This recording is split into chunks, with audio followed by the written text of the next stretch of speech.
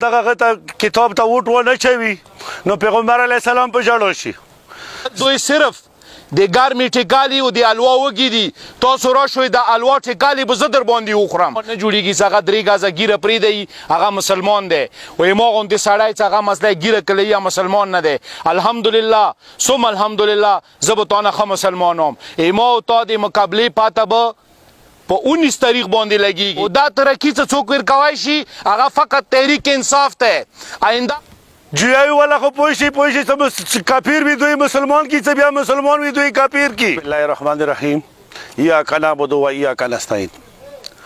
زه د یو څو خبرې کول غواړم چې پرون زنا خلکو انټرویو ورکړې وه چې هغوی یې چې دغه کتاب ته ووټ ونه چوي نو پیغمبر علیه السلام په ژړو شي. زه ټولو خلکو ته دا اپیل کوم چې ووټ چول څه دي دا فرض دي خو لیکن دا صرف ورته وکړو چې دغو کې کوم ښه سړی دی. جویایي والا خو پوه شي څه کافر وي دوی مسلمان کی څه بیا مسلمان وي دوی کافر کی. منیر حاجي صاحب د الله جل جلاله نصیب کی چې هغه نه به ویله چې دا کافر دی دي عربیان هغه ته ورکړي دي حکومت ته چې کله دوی پلټۍ کې شمولیت یې وکړو بیا دوی مسلمان کړو. نو همداسې مطلب دا دی پوه شي چې په پی ټي آی باندې هغوی دغه کوي چې دا یهودیان دي. که سبا دې پلټۍ کې زه ودرېدم بیا زه مسلمان یم بیا یهودي نه یم. نو دې دپاره زه دا عرض کوم پوه شي چې هغوی پوه شي شکور صاحب راغلی و حجرې په حجرې لګیا و خو کمپین یې کولو د ما پی ټي آی والا کور والا ته راغلي دي په یو کور ته راغلي دي. هغوی دپاره معنې نشته. او که ما ته پوه شي څوک امیر رڅي یا څوک هغه رڅي هغه باندې پابندي دی. آیا مولانا صاحب د دغې علاقې ټیکهدار ته یې چې دا پابندیانې ته لګوي؟ زه ټولو دغه وټرو ته ټولو خلکو ته دا اپیل کوم چې تاسو ته څوک دي کې ښه سړی میلاو شو هغه ته تاسو ووټ ووایو دا به تاسو ډېره ډېره مهرباني وي. تحریک انصاف څه څوره غړي دي او څوره وینګز دي دا ټولو ته زه خپل طرف نه او د حاجي فخر زمان طرف نه کاکا طرف نه هرکلی یم.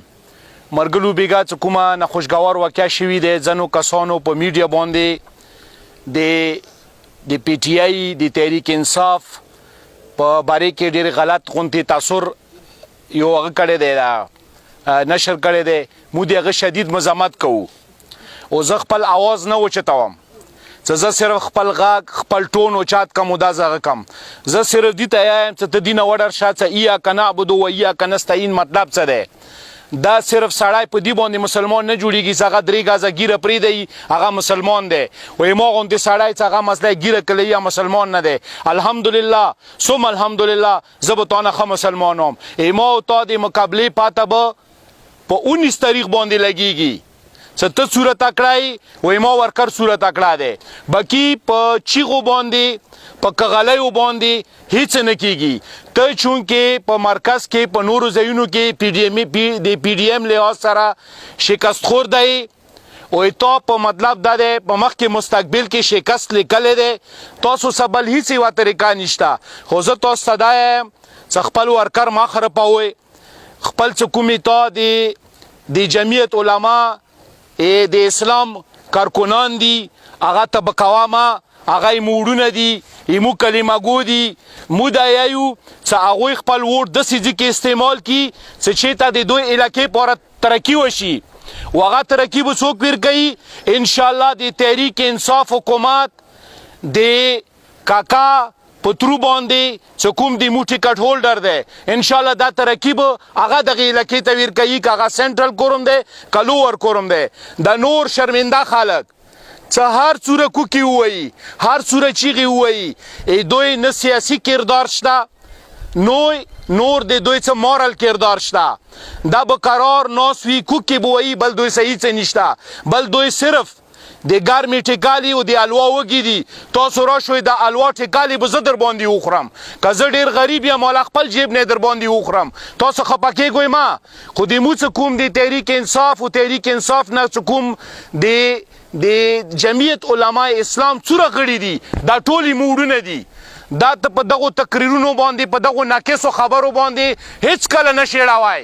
ویلې څه دوی عهد کړی دی څه موږ به دغې علاقې ته ترقي ورکوو او دا ترقي څه څوک ورکوی شي هغه فقط تحریک انصاف دی آینده په ورځ زه ته یو بل شی یم والله یي که ته د یوې پیسې بجټ واخلې کني ته خپل ایم پی ای نه د پښتنه وکړه څه هغه ته یو چوانای نه میلویږي او انشاءالله آینده بعد ته نه میلویږي پیسې به میلویږي پی ټي آی ته او د پی ټي آی چې کوم غړی وي انشاءالله هغه به خرج کوي واخر دعوانا الحمدلله رب العالمین